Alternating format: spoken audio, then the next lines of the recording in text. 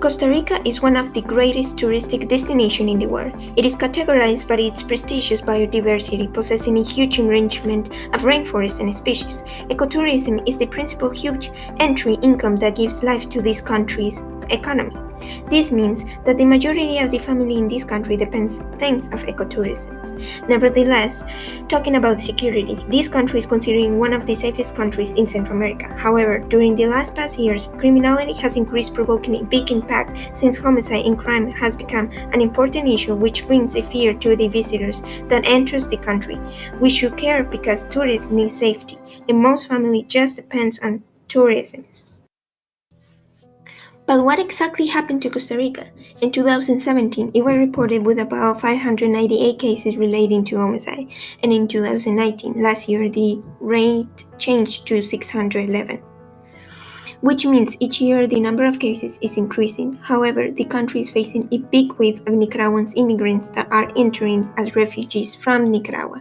Some Costa Rica citizens blame Nicaraguan immigrants for the increase in crime. For example, the case of the three women that were killed in the country while spending their vacations as tourists. Aranza Gutierrez Lopez from Spain, the Mexican Maria Trinidad Matthews Tenorio, and the case of Carla Stefaniak, a American Venezuelan citizen where all of them were sexually abused and murdered. In all these three cases, at least one Nicaraguan citizen was involved as responsibles. These three cases continue to speak worldwide that raise concern for American tourists about traveling to Costa Rica, which was once considered the safest destination in Central America. Why Nicaraguans are immigrating to Costa Rica? Well, in April 2018, massive protests against the government began across the country, what is called the INS tax reform, which was applied. This reform consists of a deficit that had already existed since 2016, but after years passed, the deficit gradually increased. The reform implies an increase in the contribution of companies and employees, as well as a tax reform that includes a 5% tax increase for retired people. As well, the public hospital under the Ministry of Health denied medical care for injured protesters. Until September, there was a death that included 23 children and more than 2,000 injured. This forces many Nicaraguans to search for protection where they have no choice but to flee from their country, forcing themselves to take a refuge in Costa Rica, hoping to find a better quality of life and safety. This doesn't mean all Nicaraguans are bad people. Some of them are immigrating to Costa Rica with good intentions, but others probably are coming with bad intentions too. No doubt, some Costa Ricans are tired to receive more immigrants since they are starting to see fewer opportunities for jobs and more crimes, as they're saying Nicas out. This creates a phenomenon of xenophobia. Perhaps some Nicaraguans behave violently because they have lived in an environment of violence and aggressiveness.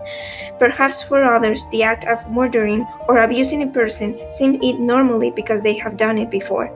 So they have become used to and have learned to live together in an environment with antisocial acts where there is no understanding between the community.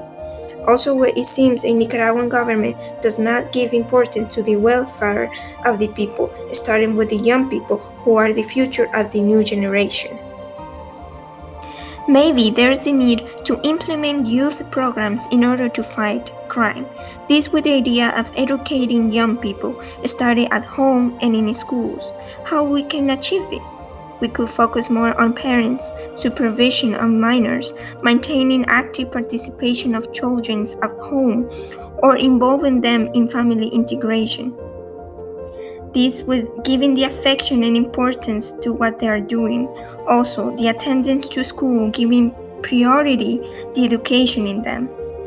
Also find programs that can help with the addiction of alcohol, since this is another factor that is affecting the consumption of alcohol in the country. Giving programs and rehabilitation.